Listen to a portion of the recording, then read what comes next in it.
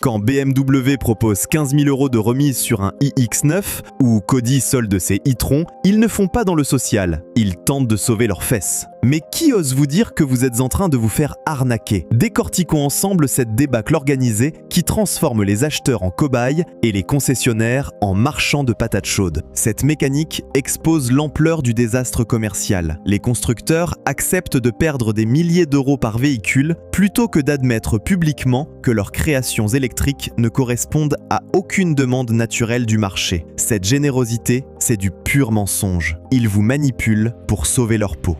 Les chiffres donnent le tournis. En Bavière, BMW stocke actuellement 47 000 iX invendus dans ses centres de distribution. Audi entasse 23 000 e-tron dans ses parkings d'Ingolstadt. Mercedes parque discrètement 31 000 EQS dans ses hangars de Sindelfingen. Cette accumulation dramatique force les marques à brader leur création technologique avant qu'elles ne deviennent complètement obsolètes. Écoutez-moi bien, ils perdent 12 000 € sur votre dos à chaque vente. Ces voitures coûtent réellement entre 70 et 120 000 € à produire et développer, mais le marché ne suit pas à ces tarifs. Résultat, les marques préfèrent vendre à perte plutôt que d'avouer que leurs usines à gaz électrifiées ne trouvent pas preneur au prix juste. BMW perd environ 8 000 € sur chaque iX vendu avec les remises actuelles. Audi sacrifie ses marges sur l'e-tron GT.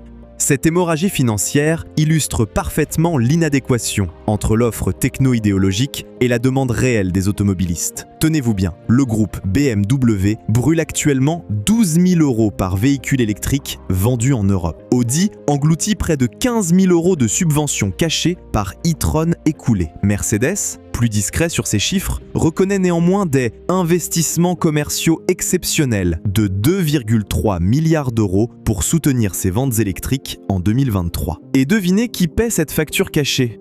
Le leasing, censé démocratiser l'électrique premium, devient lui-même problématique. Quand la valeur résiduelle s'effondre, et c'est le cas partout, les organismes de crédit répercutent le risque sur les loyers futurs. Un cercle vicieux mortel que les constructeurs tentent de briser en payant de leur poche. Les sociétés de financement, comme BMW Financial Services ou Mercedes-Benz Bank, subventionnent massivement les contrats pour maintenir des loyers acceptables. Cette béquille artificielle expose la fragilité économique fondamentale du modèle électrique premium. BMW Financial Services a ainsi injecté 890 millions d'euros en 2023 uniquement pour maintenir des valeurs résiduelles artificielles sur ses modèles électriques. Mercedes-Benz Bank avoue discrètement provisionner 1,2 milliard d'euros pour couvrir les pertes prévisibles sur les contrats de leasing électrique signés entre 2022 et 2024. La comptabilité créative bat son plein. Mercedes classe ses pertes électriques dans investissement futur, BMW les noie dans frais de développement, Audi les planque sous restructuration industrielle. Cette cuisine comptable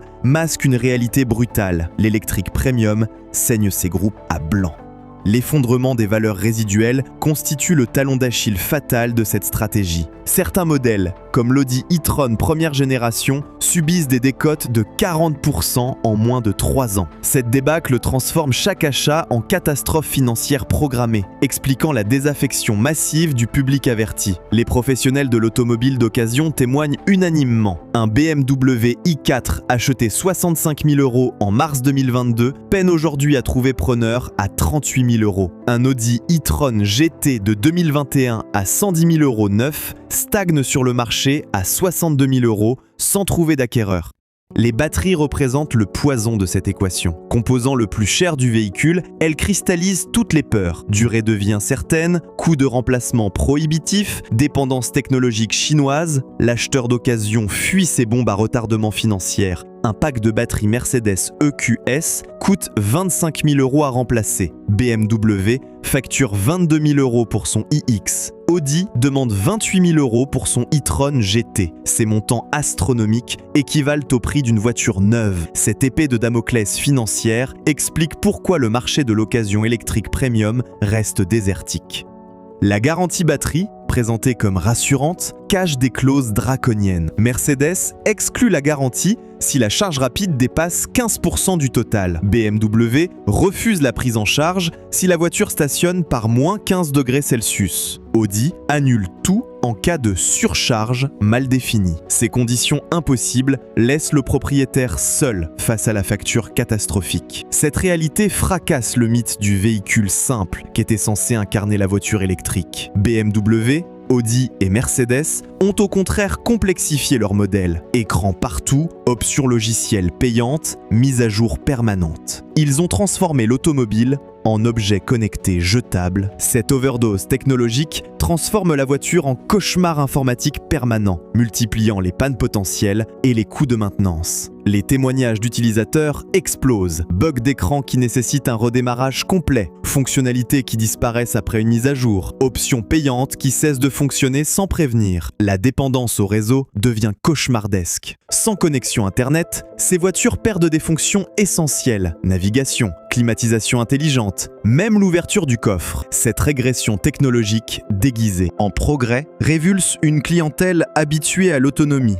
et à la fiabilité. Si vous pensiez que c'était fini, détrompez-vous. Le client premium veut une valeur sûre, pas un prototype. Il veut rouler 600 km sans stress, pas calculer des temps de recharge. Il veut une revente propre, pas négocier l'état d'une batterie mystérieuse. L'électrique premium trahit fondamentalement le contrat de confiance entre ces marques et leur clientèle. Ces acheteurs fortunés ont les moyens de leurs exigences et refusent les compromis qu'impose l'électrique actuelle. Ils achètent du premium pour la sérénité, pas pour vivre l'aventure technologique hasardeuse que leur proposent désormais BMW, Audi et Mercedes. La clientèle traditionnelle de ces marques, chefs d'entreprise, profession libérale, cadres dirigeants, exprime massivement son incompréhension face à ces véhicules qui compliquent leurs déplacements plutôt que de les simplifier. Les ventes actuelles ne reflètent pas une adoption massive, mais une demande artificielle. Les entreprises profitent encore des avantages fiscaux, les early adopters fortunés testent par curiosité, quelques convaincus idéologiques assument le surcoût. Mais dès que les perfusions étatiques se tarissent et que la réalité économique reprend le dessus, les volumes s'effritent. En Allemagne, la suppression brutale du bonus électrique en décembre 2023 a provoqué une chute de 47% des immatriculations électriques en janvier 2024. Cette volatilité extrême démontre l'artificialité d'un marché sous perfusion permanente.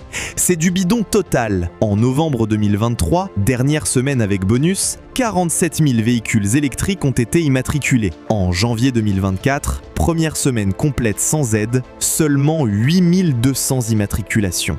Cette chute de 83% en quelques semaines expose la dépendance absolue de ce marché aux subventions publiques. En France, la simple réduction du bonus de 7 000 à 5 000 euros a fait chuter les ventes électriques de 23% en quelques mois. Cette hypersensibilité aux aides prouve un marché factice, maintenu artificiellement en vie par l'argent public. L'Association des constructeurs européens, ACEA, reconnaît elle-même que 78% des immatriculations électriques européennes bénéficient d'une aide publique directe ou indirecte, contre seulement 12% pour les véhicules thermiques. Cette distorsion massive du marché explique pourquoi l'électrique s'effondre dès que les robinets à subvention se ferment. Mais c'est encore pire, les constructeurs allemands découvrent aussi leur vulnérabilité face à la concurrence asiatique. Sur le thermique, ils dominaient grâce à leur maîtrise technique et leur image. Cette dépendance stratégique les oblige à brader pour rester compétitifs. Tesla produit une Model S pour 65 000 $, quand Mercedes dépense 85 000 € pour son EQS équivalente.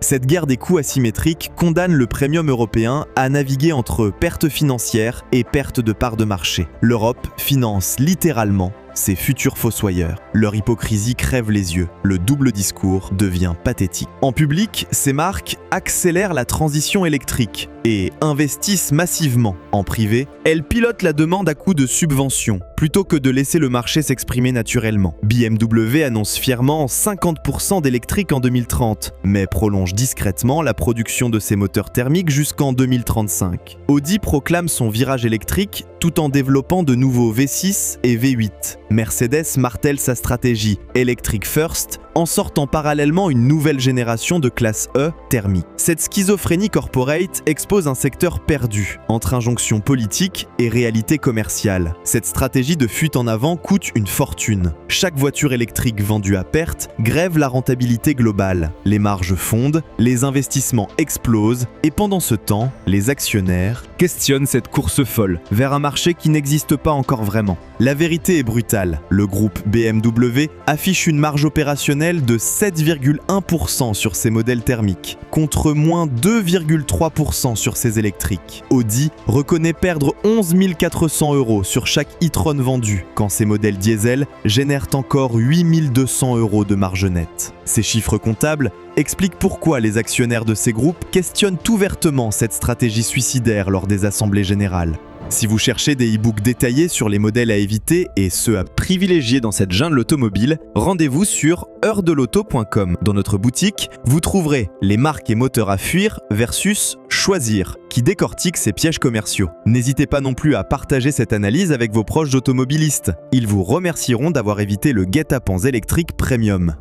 L'autonomie réelle constitue le mensonge le plus cruel. Ces voitures annoncent 400 à 500 km WLTP, mais peinent à dépasser 250 km sur autoroute par temps froid. Pour une clientèle qui roule, qui voyage, qui fait de la route, c'est rédhibitoire. L'électrique premium promet le grand tourisme, mais impose le parcours de santé. La norme WLTP devient une escroquerie légalisée. Ce protocole de mesure, conçu pour flatter les chiffres plutôt que refléter l'usage réel, trompe systématiquement l'acheteur. Les tests WLTP se déroulent à 23 degrés Celsius en laboratoire, sans climatisation, sur parcours optimisé à vitesse réduite. Cette méthodologie biaisée n'a aucun rapport avec la conduite quotidienne d'un propriétaire de véhicule premium. Le froid devient l'ennemi mortel de l'électrique. Par moins 10 degrés Celsius, une batterie lithium-ion perd 45% de sa capacité réelle. Ajoutez le chauffage habitacle, le dégivrage, l'éclairage hivernal et l'autonomie s'effondre dramatiquement. Cette réalité physique incontournable condamne l'électrique dans la moitié de l'Europe pendant 4 mois par an. Tenez-vous bien, le réseau de recharge achève de décourager les récalcitrants. Bornes, en panne, tarifs variables, cartes multiples, attentes interminables aux heures de pointe. L'infrastructure française transforme chaque long trajet en parcours du combattant. Qui accepte de payer 80 000 € pour vivre ce stress permanent? Les aires d'autoroute affichent 60% de panne aux heures de pointe. Les tarifs oscillent entre 0,35 et 0,89 € le kilowattheure selon l'opérateur. Les files d'attente atteignent 45 minutes les week-ends de départ. Les tarifs de recharge rapide atteignent désormais 0,79 € le kilowattheure chez Ionity, soit l'équivalent de 2,40 € le litre d'essence. Un plein électrique sur autoroute pour un BMW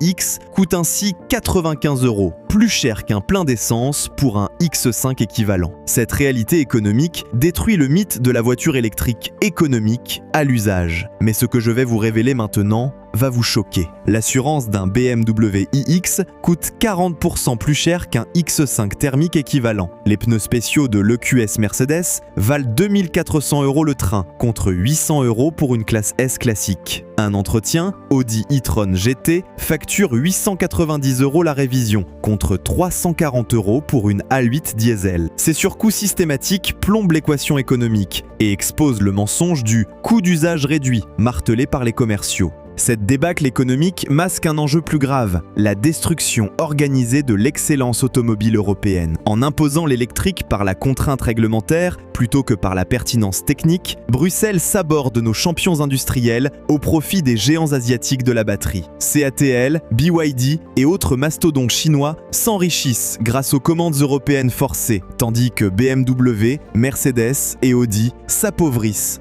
en vendant à perte des produits inadaptés. Cette stratégie suicidaire illustre parfaitement l'aveuglement idéologique qui détruit méthodiquement notre tissu industriel au profit de concurrents moins scrupuleux. L'Europe a importé pour 47 milliards d'euros de batteries chinoises en 2023, finançant directement nos futurs concurrents. Les particuliers votent avec leur portefeuille et leur intelligence. Ils refusent de payer le prix fort pour des véhicules dépendants, décotants et contraignant. Cette résistance saine du marché expose l'artificialité d'une transition imposée plutôt que choisi. 78% des particuliers français reportent ou annulent leur achat électrique premium après essai. 84% privilégient l'occasion thermique pour éviter la décote électrique. 91% jugent l'infrastructure de recharge insuffisante pour leurs besoins réels. Cette défiance massive constitue un vote de défiance cinglant contre une technologie prématurément imposée. Seulement 11% des Français envisagent sereinement l'achat d'un véhicule électrique premium, contre 67% en 2019. Cette chute vertigineuse de 56 points illustre l'effondrement de la confiance du public envers cette technologie. La réalité finit toujours par rattraper les lubies idéologiques, et l'automobile n'échappera pas à cette règle universelle. Le consommateur européen, confronté à ses propres contraintes économiques et pratiques, refuse de plus en plus massivement de jouer les cobayes d'une expérimentation technologique imposée par des bureaucrates déconnectés du terrain. Cette résistance populaire grandissante annonce l'effondrement programmé du mirage électrique premium et le retour salutaire du bon sens automobile.